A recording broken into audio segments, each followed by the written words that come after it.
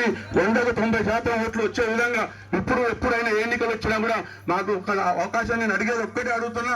ఇక్కడ ఉన్నటువంటి పేద ప్రజలకు సంక్షేమ కార్యక్రమాలు ఒకటి, ఆ రేషన్ కార్డు దాకా చాలా మంది ఇబ్బంది పడ్డారు 15 సంవత్సరాల నుంచి. మరి ఇప్పుడు ఉన్నటువంటి పెన్షన్లు రాక ఇబ్బందులు పడుతున్నారు.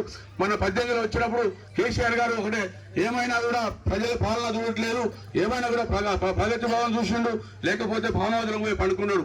ఎప్పుడూ మేము చూడలేదు. పార్టీ తెలుగుదేశంలో ఉంటే కనీసం కార్యకర్తలు న్యాయం జరిగేది. ఒక భర్త చనిపోయినా కూడా ఒక ఆడపడుచుకు ఆమెకు ఇబ్బంది ఉండి చిన్నపిల్లలు ఉంటే 40 రోజులు తెల్ల పెన్షన్ వాళ్ళ కుటుంబానికి ఇచ్చేది. కానీ ఇప్పుడు 4 సంవత్సరాలకు ఒకసారి ఇచ్చి మళ్ళీ ఆన్లైన్లో పింఛన్ దరఖాస్తు కూడా తీసుకున్నటువంటి ప్రభుత్వంలో ఉండేదానికంటే మరి ఇలా పేద సంక్షేమ వర్గాలకు అందరికీ కూడా మరి ఇలా అభివృద్ధి చేసి సంక్షేమ కార్యక్రమాలు ఇచ్చే ప్రభుత్వాలు ఉంటే బాగుంటుంది. అప్పుడు ఇందిరమ్మ ఉన్నప్పుడు కూడా మనం చూసాం. మేము చిన్నప్పుడు ఇక్కడ ఉన్నటువంటి అందరికీ కూడా ఎస్సీలకు బావులు ఇచ్చి, జీవనధార బావులు ఇచ్చి, కరెంట్ ఇచ్చి, మోటార్లు ఇచ్చి, వాళ్ళ కుటుంబాలు భూములు ఇచ్చి వాళ్ళ కుటుంబాలు బాగుపడాలని ఆ రోజుల్లో బర్రెలు గొర్రెలు స్కీములు ఇచ్చారు. ఇలా మొన్నేళ్ళు ఎలక్షన్లు వస్తాయని చెప్పేసి బీసీలకు లోనని చెప్పి 3 ఇచ్చి ఊరి మీద ఎగబెట్టేసి అందరికీ రాకుండా అందరూ బాధపడే పరిస్థితులు చేశారు. అట్లా ఈ ప్రభుత్వం లేదు. రామచంద్ర నాయక్ గారు తెలివి కల్లా వైద్యుడు, ఆయన చదువుకు మనకి ఇక్కడ రాజకీయం చేయాల్సిన అవసరం కూడా లేదు.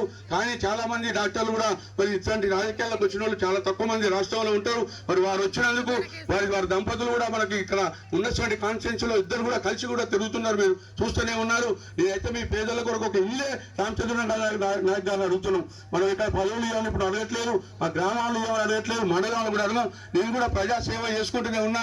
నా ఆస్తులు కరిగిపోయినా నాకు ఆస్తులు కావాలని పోలేదు.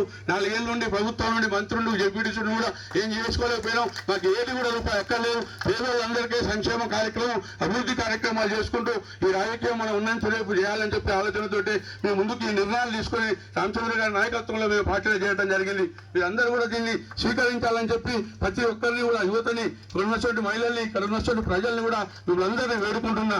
దయచేసి ఏదో పార్టీలు మరి పబ్బం గడుపుకొని పైలోలు చేసుకొని అక్కడ ఉండే దందా చేసుకున్న మాటలు ఎవరు లేరు. నా ఎమ్మటి ఉన్న వాళ్ళు కూడా 30 సంవత్సరాలు కూడా ఏ ఒక్క దందా చేసిన లేరు. తొలి పోటీ చేసిన లెస్ అయితే మాకు పనులు పడవు. చాలా వరకు ఎక్కడో మేజర్ ఉంటే తప్ప సంవత్సరాల కొద్దీ ఒక డిఎస్పీ నాకు సన్నిహితుడు వచ్చినప్పుడు ఒక్క రోజు కలవని పరిస్థితి. అట్లా మన గ్రామాన్ని 30 సంవత్సరాలు 35 సంవత్సరాల ఏ ఇబ్బంది లేకుండా, ఏ పోలీస్ స్టేషన్ పోకుండా పేద ప్రజలకు సమస్యలు వస్తే పరిష్కారాలు మనమే చేసుకుంటూ మీ అందరి కష్ట సుఖాల్లో పాల్పంచుకుంటూ ఎల్లప్పుడూ మీ సేవ చేసుకుంటూ ఉంటాయని చెప్పి కూడా ఈ సందర్భంగా తెలియజేసుకుంటూ అన్ని గ్రామాలు ఒకటి మన డాక్టర్ సాబ్ గారు చెప్తున్నా, ఈ గ్రామాన్ని ప్రత్యేకంగా చూడండి, మీకు దత్తత తీసుకోండి, ఏ సమస్య ఉన్నా మీరే పరిష్కారం చేయాలని చెప్పి ఈ సభాముఖంగా తెలియజేసుకుంటూ ఈ అవకాశం కల్పించిన మీ అందరికీ పేరు పేరున హృదయపూర్వక ధన్యవాదాలు, కృతజ్ఞతలు తెలియజేసుకుంటూ జై హింద్, జై రామచంద్ర నాయక్ గారు.